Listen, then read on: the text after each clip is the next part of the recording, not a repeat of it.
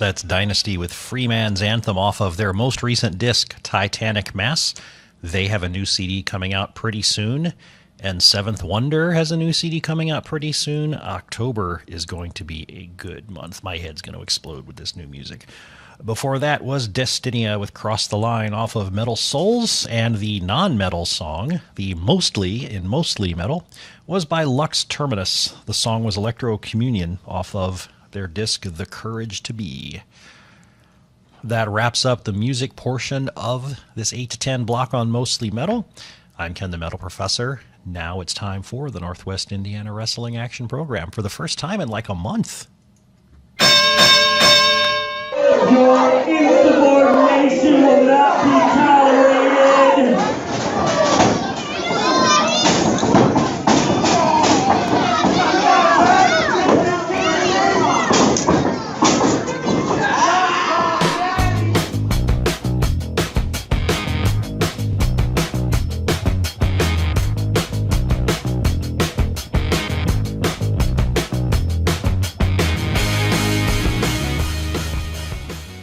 This is the Northwest Indiana Wrestling Action Program on WVLP.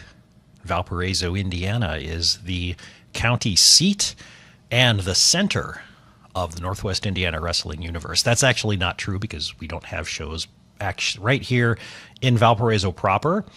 But if you think about where the shows take place and kind of think of them as a clock, maybe we're at the center of the clock and we can drive in maybe an hour and 15 minutes in almost any direction and get to wrestling depending on what weekend it is. We have to go in different directions, but we can get there. My job is to keep you up to date with all of this stuff. Why? Well, because I want to.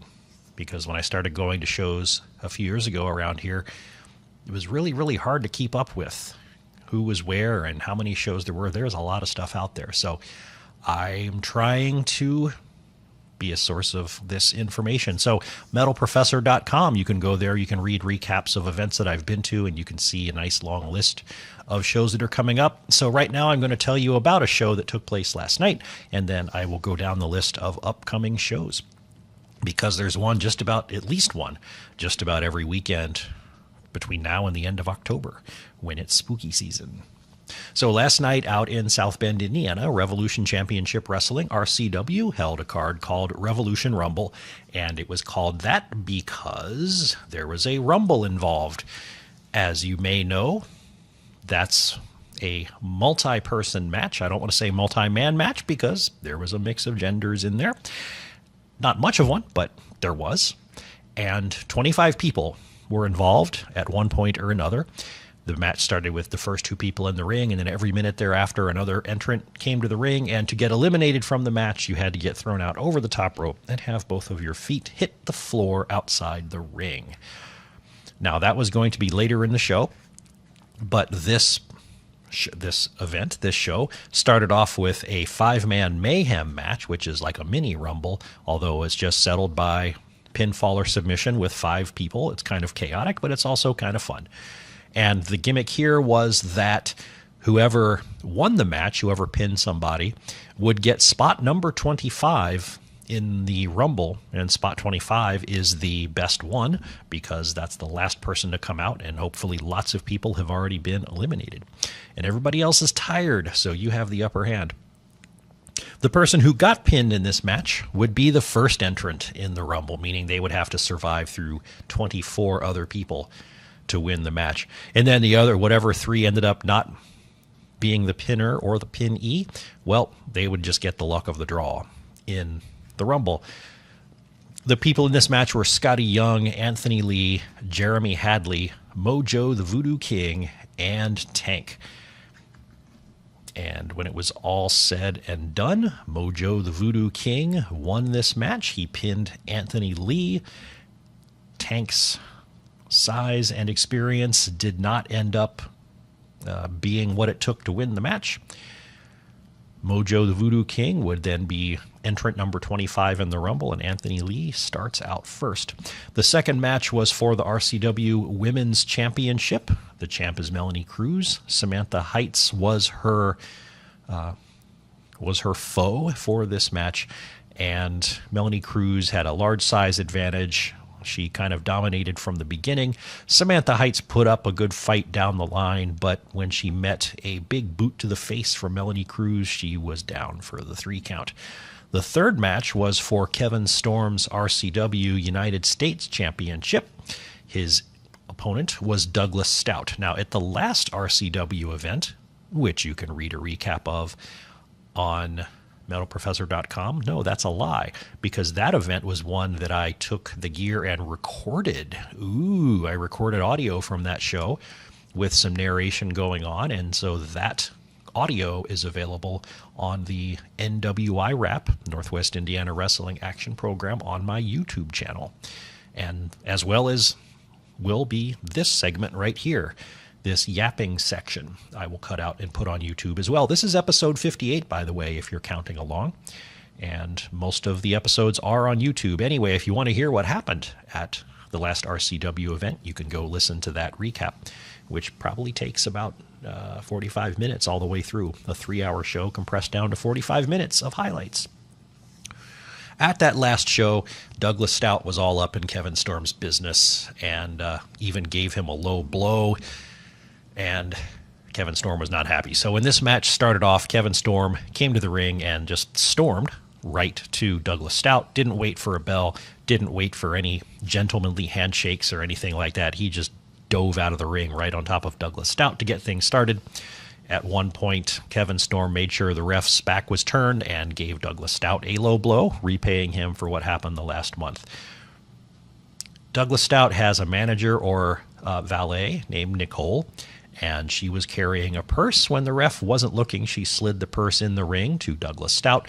The purse was weighted with something obviously illegal, or lots of pennies or something like that, and Douglas Stout clobbered Kevin Storm, and he was out. And so Douglas Storm is now the new RCW United States champion.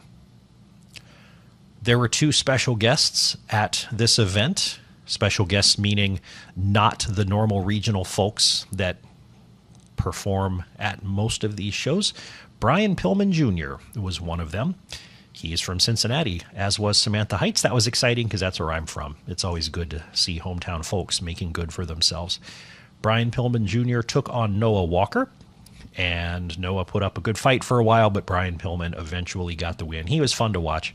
He's got I guess you can call it a mullet, and bright yellow, black and red tights. He's a colorful performer to watch. Good stuff.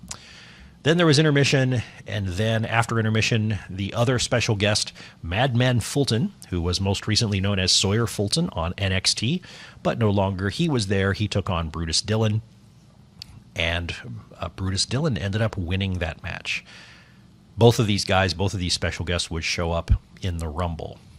The next match was the Rumble, and the story with this Rumble is not that it was fun and 25 people running around beating each other up, but the winner of this Rumble would then take on our friend Nick Cutler for his RCW Heavyweight Championship immediately after the Rumble. So Nick Cutler came out to ringside, sat at the announce table in the timekeeper's area.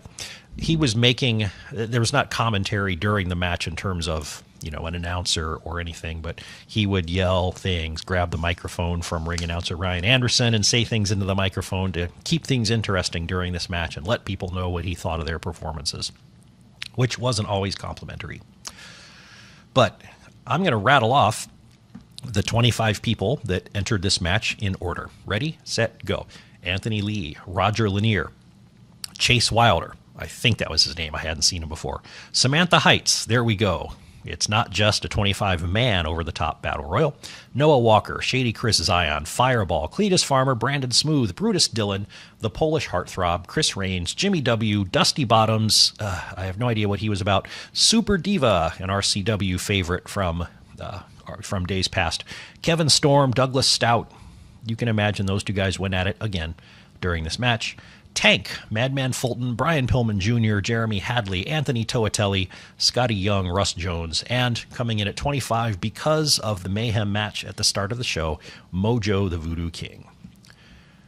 Towards the end of the match, it looked like Anthony Toatelli had thrown out Russ Jones, but apparently that wasn't the case.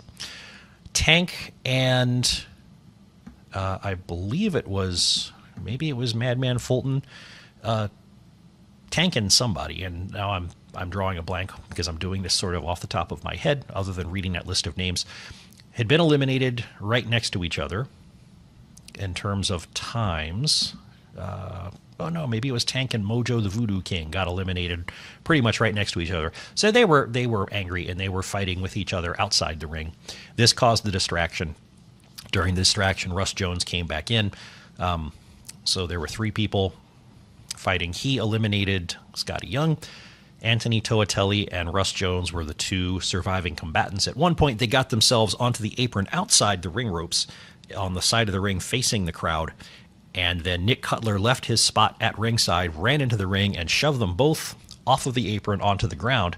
So by the rules of the match, they both were eliminated at the same time, meaning there was nobody left in the ring. And so Nick Cutler was proud of himself because now he wouldn't have to face anybody because both of those guys were eliminated at the same time, even though it was by him. The general manager, John Blackwell, did not see things that way. He made the announcement that now, because of what he did, Nick Cutler was going to take on both Russ Jones and Anthony Toatelli in a triple threat match for his RCW Heavyweight Championship. And being a triple threat match, that would also mean it was no DQ. So he didn't do himself any favors in the long run. However, after he got beat up by each of those guys in turn who were getting their revenge on him for what he did, he managed to pin Anthony Toatelli. Now, he did have to use his feet on the ropes to do it. The ref didn't catch it. And so the victory is tainted, but Nick Cutler is still the RCW Heavyweight Champion. The next RCW show will be at the O'Brien Center out in South Bend on Friday, October 12th. And I'm sure we'll see some follow-ups to some of the things that happened here. Now what I'm going to do, having recapped that show, is just go down the list of a whole bunch of other shows that are coming up soon so that the wrestling fan in you can start making plans. These are all within semi-reasonable driving distance of Valparaiso, so there's no excuse not to do it. As just a quick aside here, I'm doing this to try to help the wrestling community keep track of what's going on. If you live around here and you want to keep track of what else is going on in Valparaiso not related to wrestling, there is a radio show here on Thursday mornings from 8 to 9 called Community Matters, which features local events and positive improvements in the community. So they do a good job of keeping up with things that are happening downtown, in town, around town, over at the Expo Center. Again, Community Matters, Thursday morning, 8 to 9 a.m. Now, they will not talk about wrestling, I'm pretty sure, so it's my job to keep you up to date with wrestling shows. So here comes a large list of wrestling events you can see in the next month and a half. Next weekend, Saturday, September 22nd, Black Label Pro is doing the second round, or not the second version of the Darkest Timeline Championship Tournament. I said second round, but that makes it sound like the tournament is currently going on. It's not. It's just the second time they've done this. They did it last fall as well. So again, the Darkest Timeline Championship Tournament, that will be at On the Square Sports Academy at Crown Point, which is a great place to see a show. And I'm going to be able to go. That's so exciting. The last several Black Label Pro shows have been on the same night as other events that I prioritized over BLP, but this time it's on its own. I don't see any conflicts, so that will be good. I'll get to go out there. Same weekend, Sunday, September 23rd, Pro Wrestling King, PWK, is putting on a show called Rolling the Dice. This is at an interesting location. It's going to be at the Dunes Inn Hotel, which is on Frontage Road in Michigan City, meaning it's right off of the toll road. So right off, I'm sorry, not the toll road, the Interstate 94. The toll road is farther south, but right at that major interchange between Interstate 94 and Route 421, right off that exit to the north, the Dunes Inn Hotel. I'm guessing this is going to be an outside show, unless there's a meeting room or ballroom or something in there, but I can't imagine that. So I'm guessing it's an outdoor show. It'll be 3 o'clock Sunday afternoon, September 23rd. That's pretty close too. So both of the shows next weekend are really close to us, although not in Valpo proper. Friday, September 28th, ACW, Acme Championship Wrestling, will be doing Back to School Bash 2 at Lincoln Elementary School in DeMotte. Also on that Saturday, the DeMotte Boxing Club will be celebrating their 10th anniversary by an exhibition card, I believe also at Lincoln School. And we're going to find out more about both of those shows, the Friday night wrestling show and the Saturday boxing exposition and extravaganza when Jimmy Holmes, who owns the DeMott Boxing Club, is in the studio next week, right about at this time, to talk about both of these events. So that'll be fun to talk to Jimmy about these things. Saturday, October 6th, Pro Wrestling King's Halloween Mania 5 at Bourbon Park Pavilion in Bourbon, Indiana. As long as we don't get to chilly fall temperatures, that should be a really nice covered outdoor evening event. So the weather should, even if it's raining, it should be a nice time for a show. Friday, October 12th, Revolution Championship Wrestling at the O'Brien Center in South Bend, Indiana. I lost my place. Where did it go? Saturday, October 13th, ARW Pro, Manson Family Values at Gavitt High School in Hammond, Indiana. Interesting recent events at the most recent ARW show that I didn't get to go to, but having left the family, the stable of bad guys, mean guys in ACW, Ivan Manson had gone off on his own and was even being nice to Max Holiday and some of the other folks in there.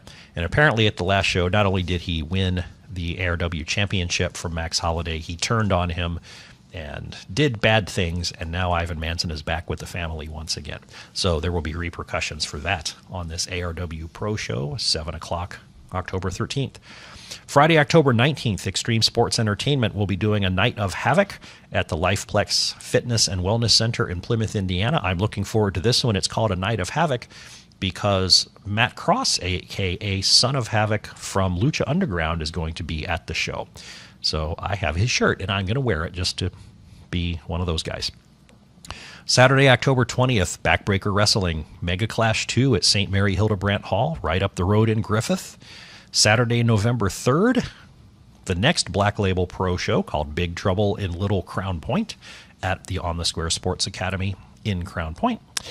And then Saturday, November 24th, another Extreme Sports Entertainment show called Hot Enough For Ya, and that's going to be at the Washington Township Community Building in Knox, Indiana.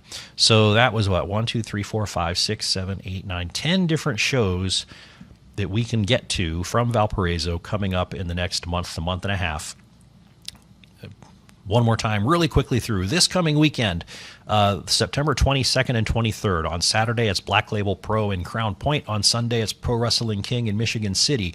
The weekend after that, on Friday the 28th, you've got ACW Back to School 2 in DeMott.